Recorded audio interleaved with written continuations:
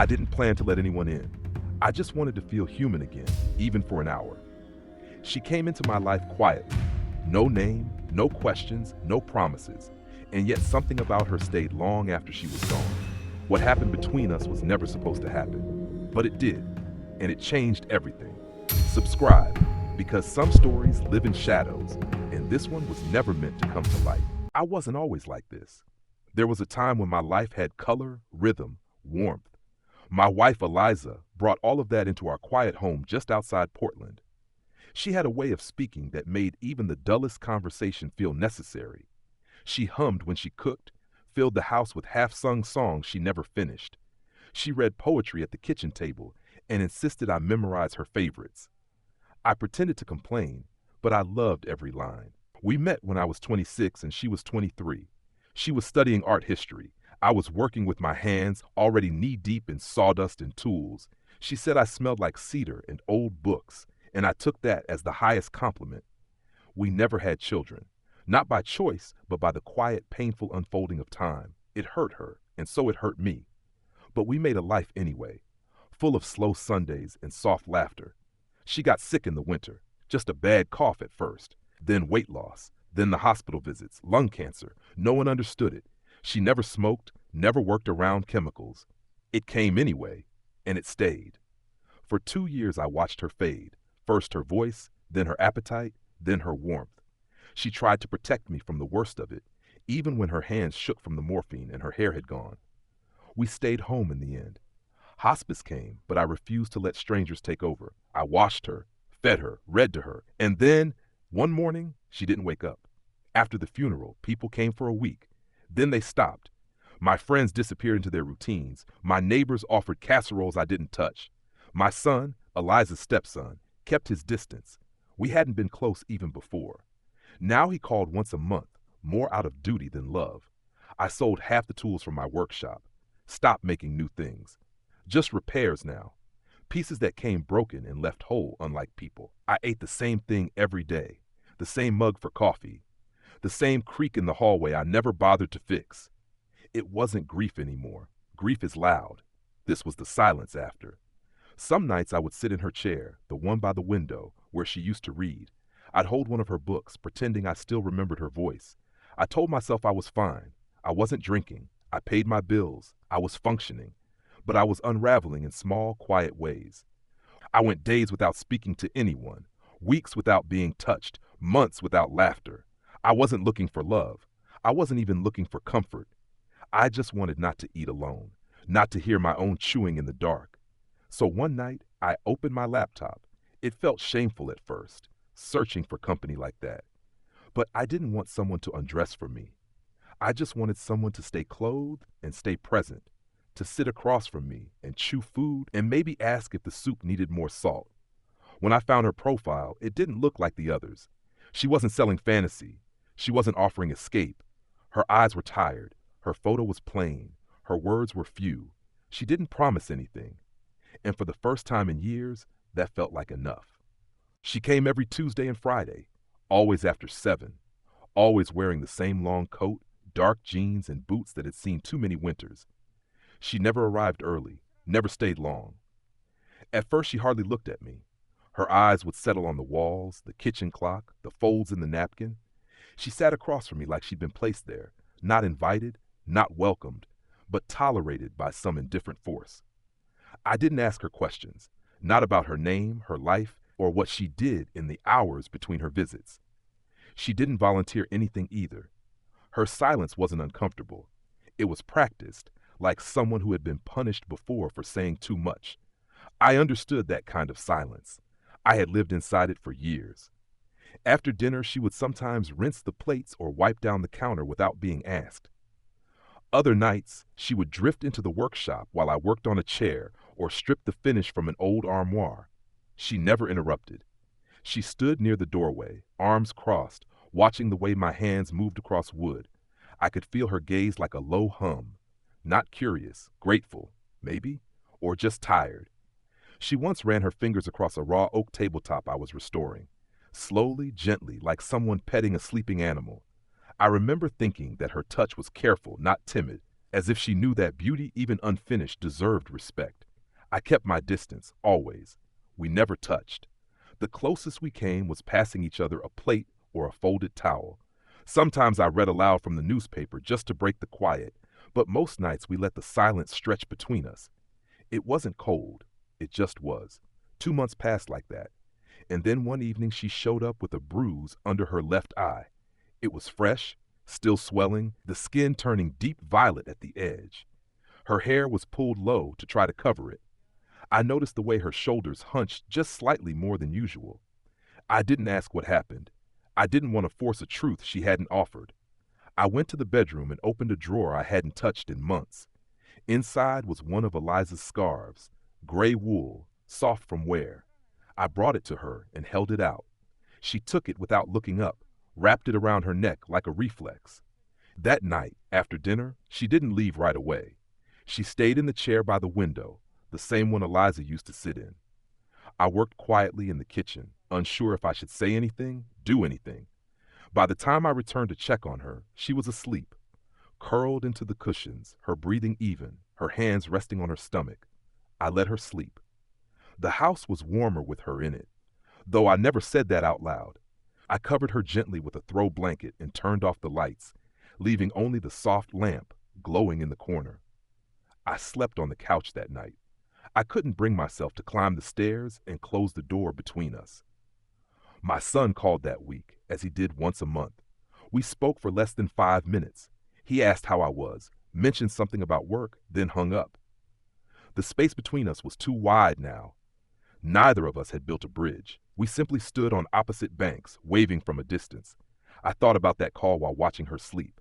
2 people in my life, one bound by blood, the other by choice or chance, and both slipping away. I couldn't hold either of them, not really. One wouldn't let me. The other had never asked to be held. But I kept setting the table for 2. She didn't show up on Tuesday. I thought maybe she'd forgotten. Maybe something came up. A late client, a missed bus, bad weather. But Friday came and went too, and the house stayed empty. Her chair remained untouched. The tea I made went cold. I checked my phone more often than I'd like to admit.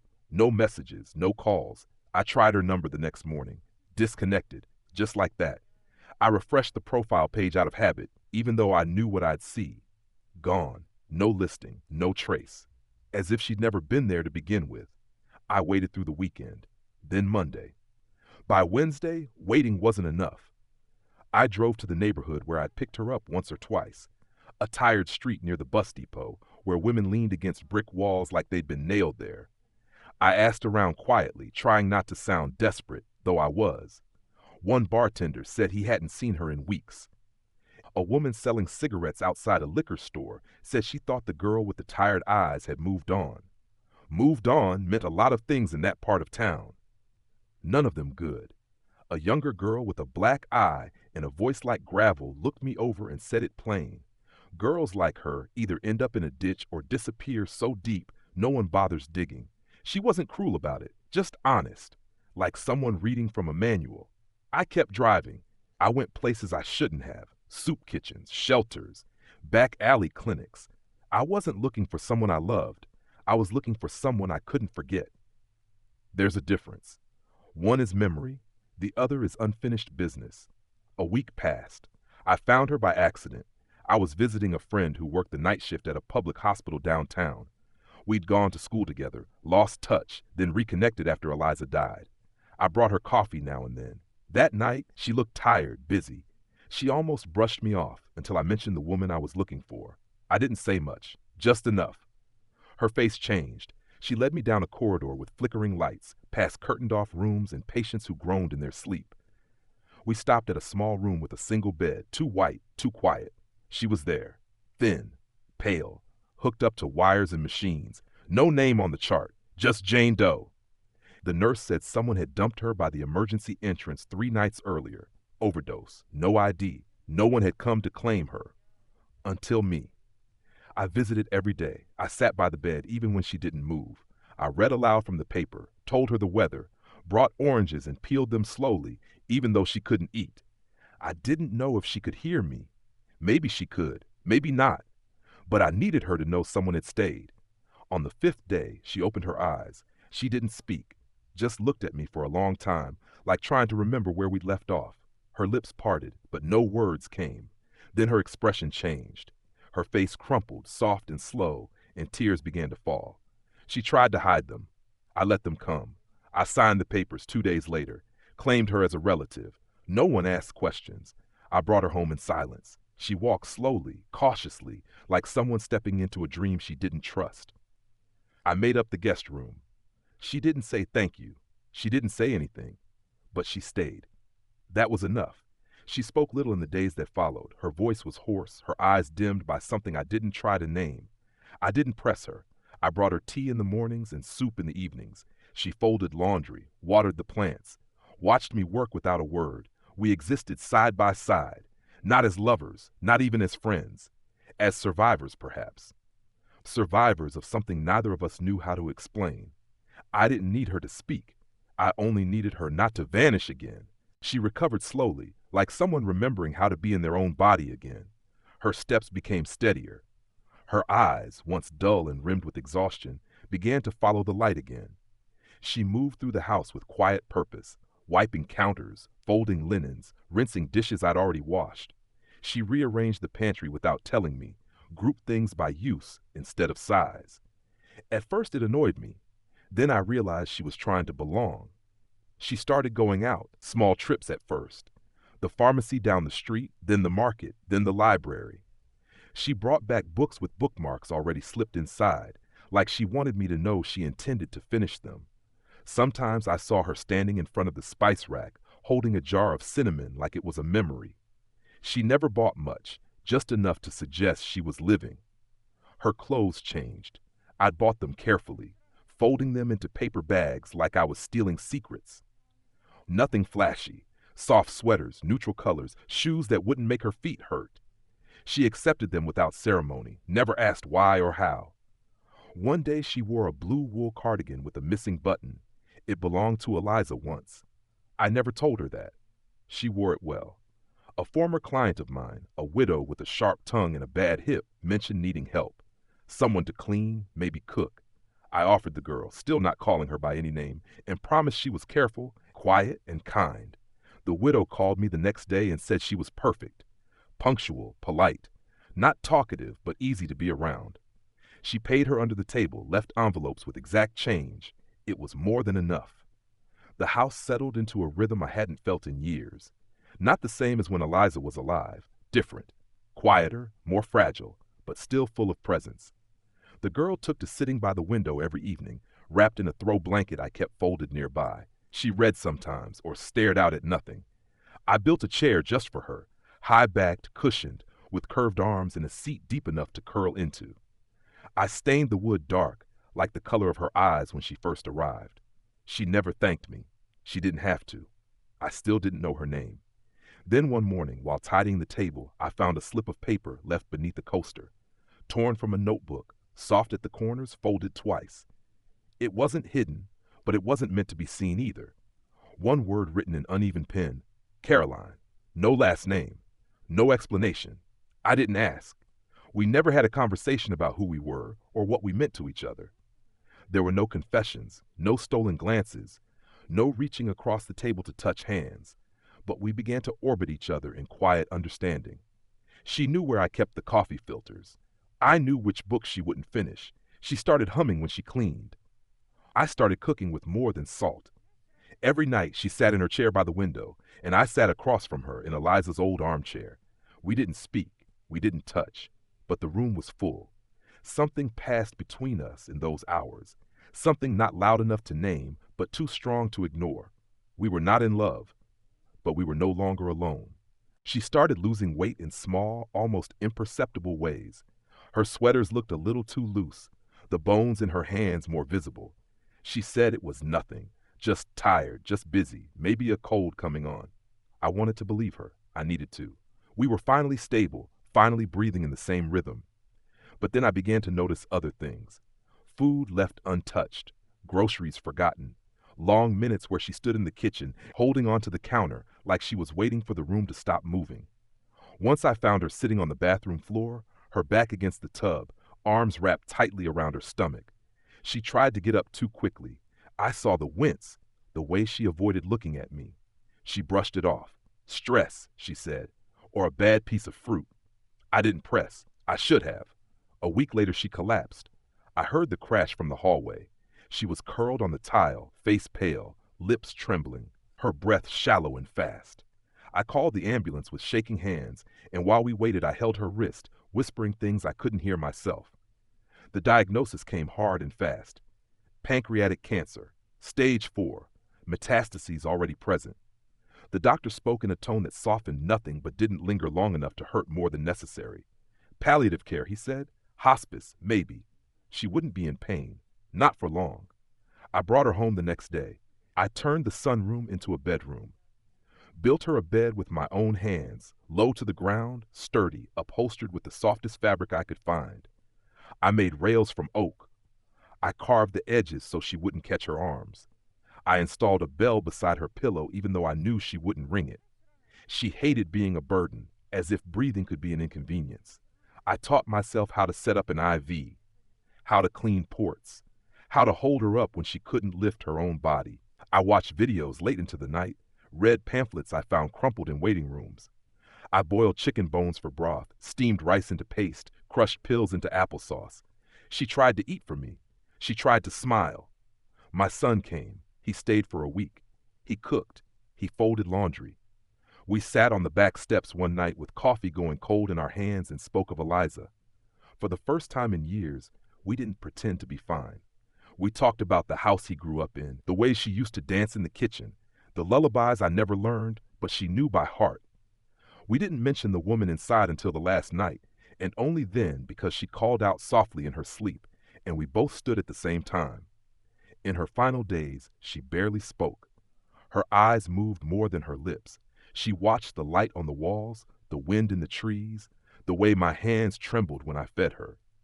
One evening, when the air was still and heavy with the scent of summer grass, she looked at me and pointed to the wood grain of the headboard I'd made. She wanted to hear about the strongest wood I'd ever worked with. I sat beside her, my voice low and steady. I told her about teak, how it didn't rot, even in seawater, how it held warmth, how it resisted time, how it could outlast storms and salt and silence. She listened with her eyes half closed. A slow, tired smile crept onto her face. Then she closed her eyes and didn't open them again. When the snow melted and the air stopped biting, I packed up the workshop. My son came to help, though we didn't speak much during the process. He understood what this meant, even if I hadn't said the words out loud. I gave away most of the tools, sold the heavier equipment, and boxed up a few pieces I couldn't bear to part with. I kept one crate. Inside were the chisels I'd sharpened 100 times, a mallet with a worn handle, and a small block plane that once belonged to my father. Tools that felt like home in my hands. There was one last piece of wood leaning in the corner. Teak. A slab she had once run her fingers across, the grain catching sunlight in long golden streaks.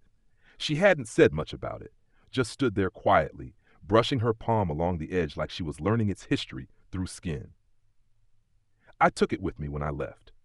I drove west toward the Oregon coast, following the same winding roads we used to take when Eliza needed air or when Caroline still had the strength to look out a window. The sky was pale and open, the trees thick with new leaves.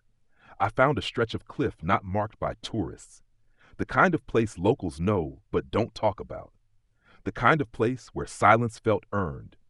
The bench took 3 days to build. I set up a small work table by the back of my truck, measuring and sanding each board with care. The air smelled of salt and pine, and gulls screamed in the distance like children calling from another world. I worked slowly, purposefully, not to delay the end, but to make it matter. The seat was wide, curved gently at the back, the arms rounded like open hands. I used only joinery, no nails, no screws, just dovetails and patience. I rubbed oil into the wood until it glowed. When I finished, I carried it down to the edge of the bluff and placed it facing the sea. I had made a plaque from a thin strip of brass, polished until it caught the morning light. I engraved it myself, each letter deliberate, careful. There was no name, just a sentence that had lived in my chest since the day she died. Thank you for the silence that was kinder than words. I fastened it to the bench with 2 brass screws. then stepped back. The ocean stretched out in front of me, gray and endless. Waves moved with slow intent, crashing against rocks far below. Wind pulled at my coat and brought the faint scent of seaweed and rain. I sat down. The bench held my weight without creaking. I rested my hands on the arms and let my breath settle. There was no one beside me, no sound but the sea. And yet I didn't feel alone. Not in the way I used to. Not anymore.